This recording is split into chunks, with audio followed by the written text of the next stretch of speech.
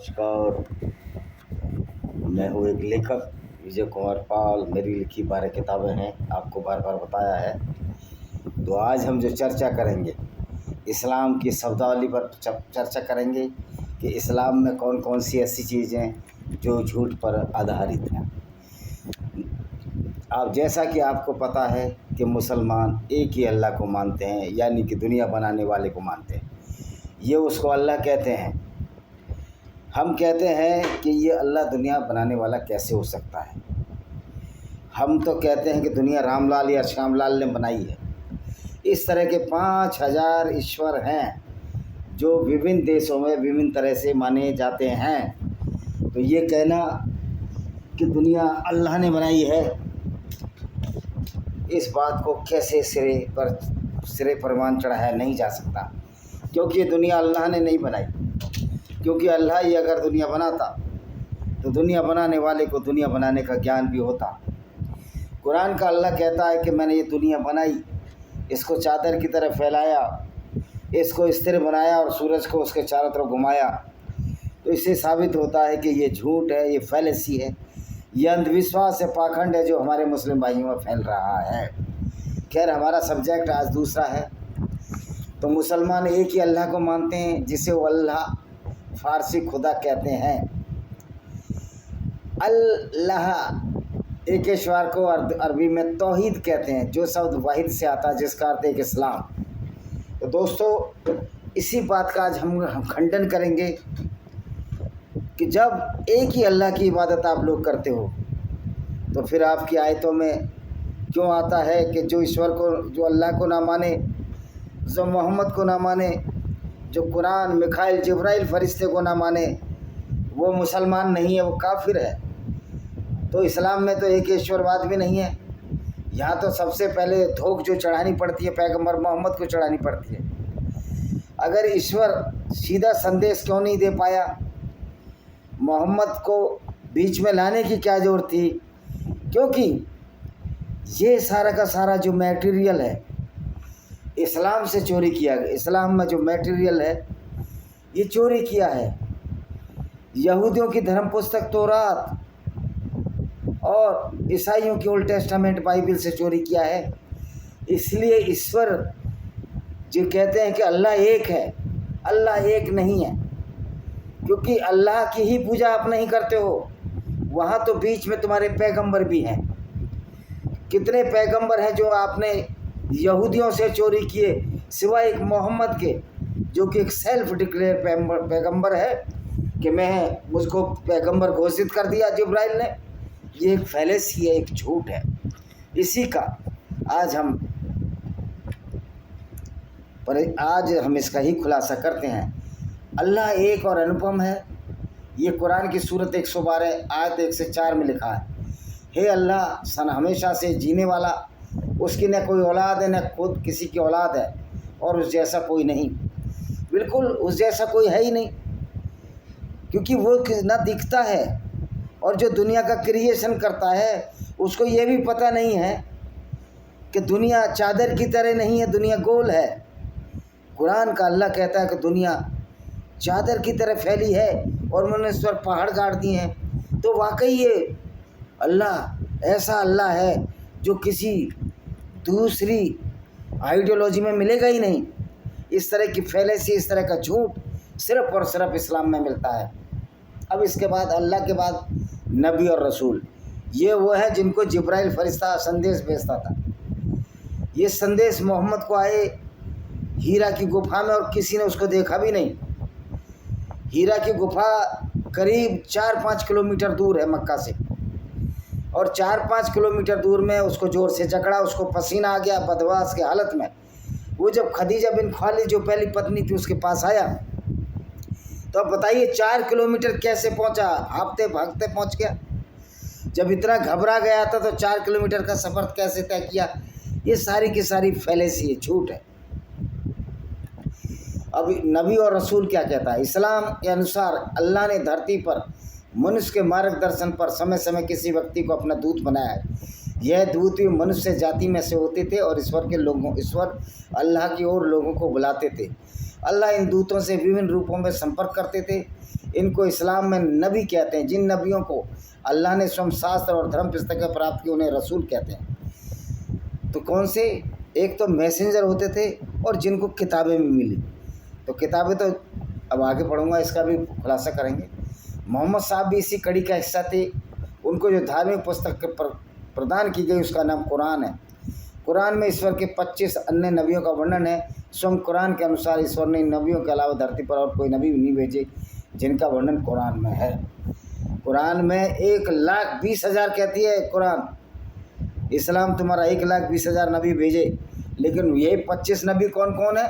मैंने पहले ही बताया था कि 25 नबी 24 नबियों को छोड़कर, सिर्फ एक नबी को छोड़कर जो 24 नबी हैं, 24 जो मैसेंजर ऑफ गॉड कहिए, उनमें से सिर्फ मोहम्मद को छोड़कर सारे के सारे यहूदियों की धर्म पुस्तकों से, तौरात से चोरी किए हैं।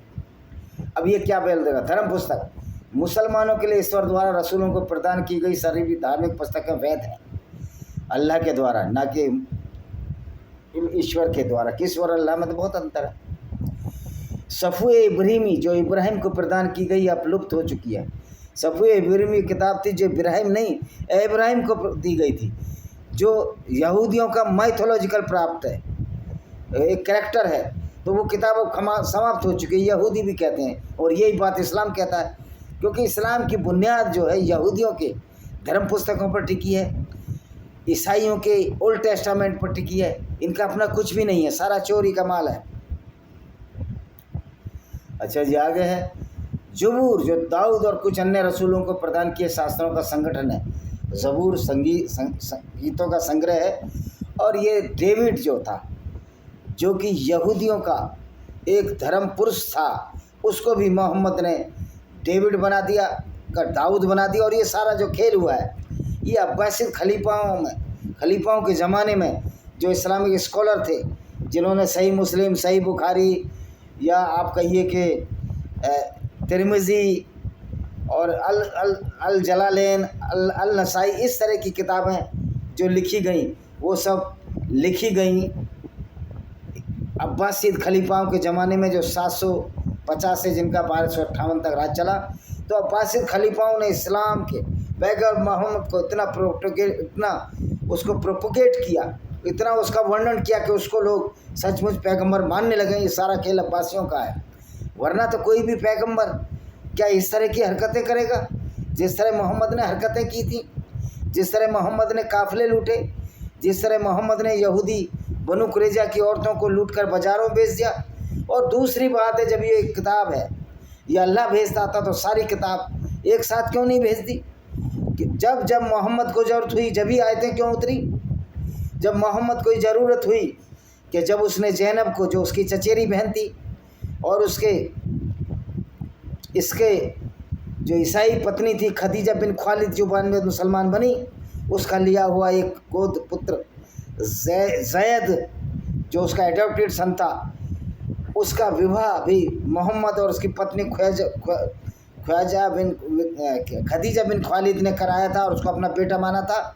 लेकिन जब मोहम्मद ने एक बार बिना कुंडा खड़खड़ाए ज़ैनब के कमरे में चले गए, ज़ैनब को अर्धनग्न वस्त्रों में देखा, तो इनकी काम वासना जाग उठी और इन्होंने कहा, एक आयत उतार दी कि नहीं है मोहम्मद किसी का बाप और तक पुत्र नहीं होता, इसलिए उसकी पत्नी भी उसकी बहू नहीं है, और मोहम्मद ने उसी से निकाह कर लिया। तो ये है मोहम्मद का कैरेक्टर कि समय समय पर अपने हिसाब से करता रहा। अब और क्या होता है जी, फरिश्ते। अच्छा, जब एक इंजील जो ईसा को प्रदान की गई, इंजील ये कह रहा है बाइबिल को, ईसा को क्या प्रदान की गई? बाइबिल प्रदान की गई। ओ भाई, इंजील खुद लोगों ने लिखी है। कुरान के सिवाय कोई ये दावा नहीं करता कि ये हमारी ऊपर से आई किताब है। लोगों ने लिखा है, इन किताबों को कंपाइल किया, लेकिन कुरान एक वाहिद किताब है जो उस अल्लाह के नाम का दावा करता है जिसको हम जानते भी नहीं। अभी देखिए कुरान की फैलेसी। मुसलमान फरिश्तों को मलाइका कहते हैं अरेबिक में। अस्तित्व को मानते हैं। उनके अनुसार फरिश्ते स्वयं कोई इच्छा शक्ति नहीं रखते, केवल ईश्वर की आज्ञा का पालन करते हैं। वह खालिस रोशनी से बनी हुई अमूर्त और निर्दोष हस्तियाँ, अमूर्त ना मूर्ति नहीं है, जो नए हैं, मर्द हैं ना औरत हैं, इंसान से हर लिहाज से अलग हैं, हालांकि अगणनीय फरिश्ते हैं। 4 फरिश्ते कुरान में प्रभाव रखते हैं। अब देखो फरिश्ते क्या कह रहा है, खालिस रोशनी से बने हुए हो। जब खालिस रोशनी से बने हुए फरिश्ते हैं, ना उनके हाथ हैं ना पैर हैं, तो ये मोहम्मद को पहली आयत कैसे ले आया? और मोहम्मद ने उस फरिश्ते को कैसे देखा जो रोशनी में बना है? आप रोशनी में दूसरे व्यक्ति को देख सकते हो, आप वो रोशनी तो देख नहीं सकते। जब फरिश्ते रोशनी से बने हुए हैं तो उनको देखा कैसे? मुझे आप सिर्फ इसलिए देख रहे हैं इस वीडियो में कि मैं रोशनी में देख बैठा हूँ, लेकिन रोशनी को आप कैसे देख सकते हैं? ऐसा तो कोई उपकरण आज तक नहीं बना जिससे प्रकाश को देखा जा सके। हाँ, प्रकाश की उपस्थिति में हम लोगों को देख सकते हैं। तो इसमें जिब्रील फरिश्ता है जो नबियों और रसूलों को ईश्वर का संदेश ला कर देता है। भाई जिब्रील फरिश्ता, ये गैब्रियल फरिश्ता था जो यहूदियों का फरिश्ता था। इज़राइल था, ये भी यहूदियों का फरिश्ता था, जो मौत का फरिश्ता, जो इंसान की आत्मा ले जाता है। मिखाइल को माइकल बनाया, जो ईश्वर के समयदास पर मौसम बदलने वाला फरिश्ता। ये मौसम बदलता है, लेकिन सऊदी अरब का मौसम तो आज तक नहीं बदल पाया। इस मिखाइल फरिश्ते की कृपा सऊदी अरब पर क्यों नहीं हुई? पूरे अरब के रेगिस्तान में एक भी नदी नहीं है।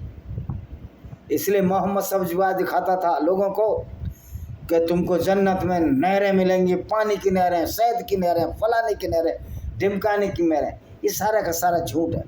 राइफेल इज़राफील जो ईश्वर के समादेश पर क़यामत के दिन शुरुआत पर एक आवाज़ देगा, बेटा करते रहो कोशिश, क़यामत कभी भी नहीं आनी। तो मध्य एशिया के अन्य धर्मों की तरह इस्लाम भी क़यामत का दिन माना जाता है। इस्लाम में क़यामत का दिन कहाँ से आया? ये यहूदियों से आया, ये बाइबल की धर्म पुस्तक से आया, ओल्ड टेस्टामेंट से आया, यहूदियों की तोरा से आया, तनक से आया। ये कहाँ से आया? सारा का सारा बना बनाया मोहम्मद ने चोरी किया माल रख लिया और उसको इस्लाम में डाल दिया। खतना भी इस्लाम ने यहूदियों से लिया, क्योंकि इब्राहिम का भी खतना हुआ था, आपको पता है। उसको इब्राहिम को इन्होंने इब्राहिम बना दिया। तो यह इसकी जानकारी केवल अल्लाह को है। जब क़यामत का दिन आएगा, तो मैं पूछता हूँ, जब क़यामत के दिन की जानकारी अल्लाह को है, तो अल्लाह ने किसको बताया था कि क़यामत आएगी? भाई जब अल्लाह ने जिब्राइल को बता दिया, मान लिया जिब्राइल मोहम्मद को संदेश लेकर आता था, तो फिर ये बात तो जिब्राइल को भी पता होगी क़यामत आनी है। तो फिर ये बात किसने बताई थी कि सिर्फ अल्लाह को क़यामत का मालूम है? तो ये है झूठ इस्लाम का। हर जगह झूठ बोला गया है। इस्लाम में शारीरिक रूप से सभी मरे लोगों को उस दिन जी उठने पर जोर दिया गया है। उस दिन इंसान को उसके अच्छे बुरे कर्मों का फल दिया जाएगा। तो उसमें कहा है कि सारे के सारे उठ उठेंगे और नंगे होंगे। प्रॉफिट मोहम्मद भी नंगे होंगे, सारे नंगे होंगे, और जो मरे हुए कब्रों में सड़ गए जिनकी हड्डियाँ, वो भी उठ जाएंगे, और अच्छे और बुरे कर्मों का फल दिया जाएगा। भाई अच्छे और बुरे का क्या फल है? मुसलमान को इस्लाम के अनुसार अच्छा कर्म करता ही कब है? सिर्फ 5 वक्त की नमाज पढ़ना, अल्लाह को याद कर लेना, यही अच्छा कर्म है। और फिर पूरे दिन कुरान की आयतों को पढ़कर मदरसे में देखो, हर जगह देखो, लोगों को काफिर कहना, उनको गंदा मूर्ति नजस पोटी जितना गंदा कहना, क्योंकि तुम्हारे कुरान में तो लिखा है, और उनको कत्ल करना, उनको कत्ल करने की आयतें रखना 174 बार इस्लाम में कत्ल करने की बात है। तो फिर इसमें अच्छे बुरे का सिद्धांत क्या? हर मुसलमान तो देखा जाए तो कानूनी न्याय शास्त्र से, भारत के न्याय शास्त्र पे अपराधी है अगर वो ऐसा काम करता है। तो आज इसलिए हम कहते हैं कि जो मदरसों में जो कुरान और इस्लाम की तालीम दी जाती है, वो वही तालीम दी जाती है जो कुरान में उनके हदीसों में लिखी है। तो कुरान की तालीम ही तो आतंकवाद है, इसलिए मदरसे सारे आतंकवाद का केंद्र हैं और सारा झूठ पढ़ाया जाता है। इस्लाम में हिंदू मत के समय के परिपत्र होने की अवधारणा नहीं है। क़यामत के दिन बाद दोबारा संसार की रचना नहीं होगी। फिर संसार की रचना नहीं होगी, सबको भात और हूरें मिल जाएंगी। उनका पानी इतना मीठा है कि अगर वो थूक दे तो पूरा समुद्र मीठा हो जाएगा। तो भैया उन हूरों से कह दो कि बेचारे सऊदी अरब के लोग पानी साफ करने में इतना पैसा खर्च कर रहे हैं समुद्र के पानी से, अरे थूक दे हूर, तो पानी मीठा हो जाएगा, लेकिन ये सारा झूठ है। अच्छा जी, पारंपरिक सुन्नी सिद्धांत, सुन्नी मुस्लिम वो होते हैं जो अबू बकर को भी खलीफा मानते हैं, उमर को भी मानते हैं और उस्मान को भी मानते हैं, और मुआविया जो भी हैं। लेकिन शिया मुसलमान वो हैं जिसको सियाने अली बोला जाता है, अली की टोली, जो जिनकी खिलाफत, जो खलीफा जो मानते हैं वो हज़रत अली को मानते हैं, जो मोहम्मद के दामाद और उसके चचेरे भाई भी थे। तो सुन्नी मुसलमानों का मानना है कि आध्यात्मिक विश्वास इस्लाम में विश्वास कहा जाता है। ये 6 पहलू अल्लाह, स्वर्गदूतों में विश्वास, पहले स्वर्गदूतों में विश्वास रखो, देवीय रूप से प्रेरित पुस्तकें जिस इस्लाम में स्वर्गीय पुस्तकें कहा जाता है, जैसे कि तौरात, जबूर, इंजील, कुरान, पैगंबर और संदेश शास्त्र में रखो। तौरात और ओल्ड टेस्टामेंट बाइबल में आप विश्वास रखो, लेकिन ईसाई कहते हैं हमारा इससे कोई लेना देना नहीं है। कलाम, अब कलाम किसको कहते हैं? देखो, कलाम यानी कि इल्मुल कलाम, भाषण का ज्ञान, आपसी तर्क के माध्यम से धर्मशास्त्रों के सिद्धांतों की खोज इस्लामिक दर्शन है। ओ भाई, इस धर्मशास्त्र के सिद्धांत खोजने वालों, जरा सच्चाई की भी खोज कर लेते। अरबी भाषा में कलाम शब्द का अर्थ है भाषण। कलाम में पारंगत विद्वानों को मुतकल्लिम, मुस्लिम धर्मशास्त्री बहुवचन मुतकल्लिमीन कहा जाता है। अब ये देखिए, अब तकदीर, मुसलमान तकदीर को मानते हैं। तकदीर का मतलब इनके लिए वह है इस अल्लाह बीते हुए समय, वर्तमान, भविष्य के बारे में सब कुछ जानता है। कोई भी चीज़ आपकी अनुमति के बिना नहीं हो सकती। मैं कहता हूँ वो भाई अल्लाह 1400 साल से था, उससे पहले तो पेड़ भी हिल रहे थे, पत्ते भी हिल रहे थे। अब आपने एक नई कहानी कर दी आके कि कोई भी चीज़ अल्लाह की अनुमति से नहीं हो सकती। तो फिर अल्लाह तो कहता है कि पूरी दुनिया में मुसलमान हो, फिर ये गैर मुस्लिम क्यों पैदा हो रहे हैं? क्योंकि अल्लाह के हिसाब से गैर मुस्लिम तो गंदे हैं। तो ये सब झूठ और फैले सी अल्लाह के नाम पर, और अल्लाह के नाम पर जो ये आतंकवाद फैला है, इससे पूरी दुनिया परेशान है। तो हे मुसलमानों, ज़रा होश की दवा खाओ, कुछ दवाइयाँ, कुछ काजू बादाम खा लिया करो, और सही बात सही मायने रख लो। आगे देखते हैं क्या कहते हैं। इतना झूठ बोला गया है।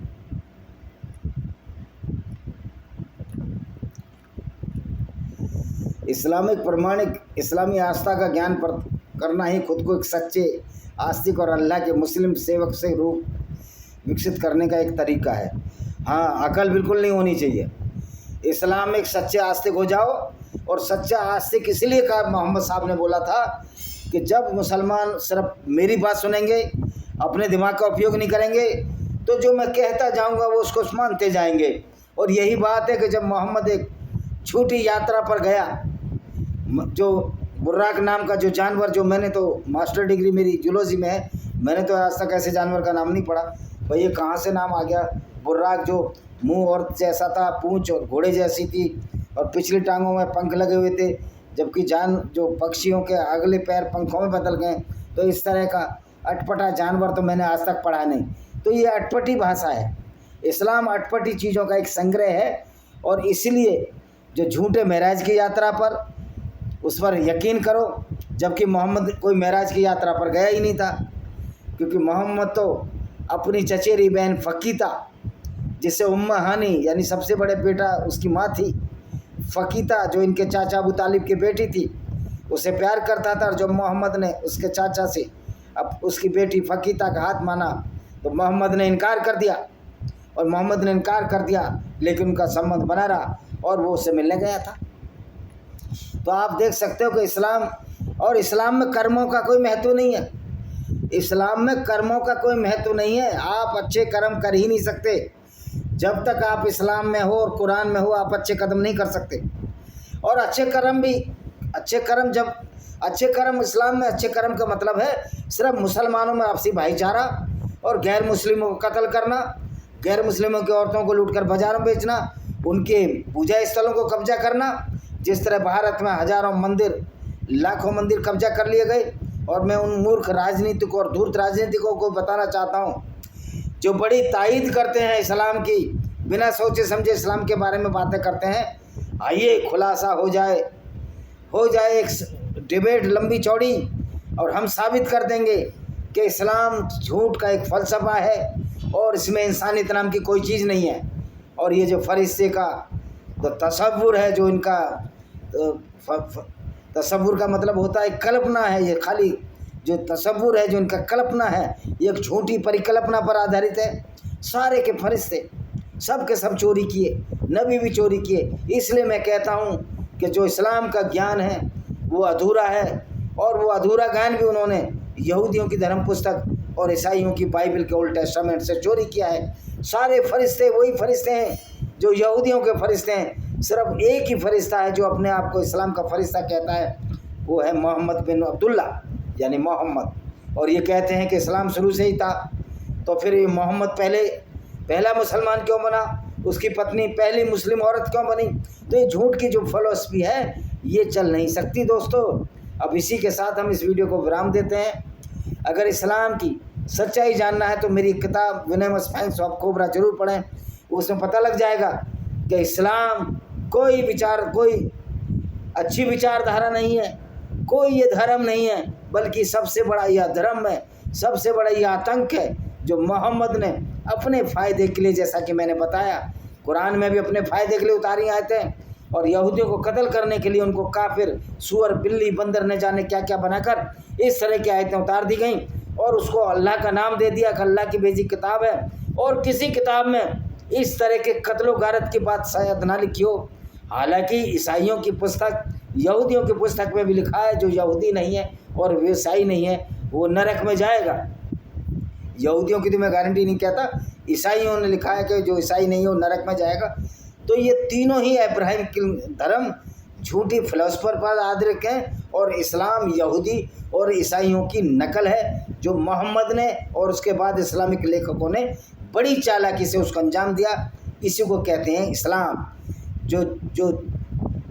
तो झूठ और फरेब को दे जो अंजाम, उसी का नाम है इस्लाम। इसी के साथ मैं इस वीडियो को ख़त्म करता हूँ। आशा है कि वीडियो पसंद आएगा। चैनल को शेयर करें, चैनल को सब्सक्राइब करें और वीडियो को शेयर करें, बेल आइकन दबाएं, जिससे आने वाले दिनों में आपको नोटिफिकेशन मिल सके। वंदे मातरम। जय हिंद। आपका दिन शुभ।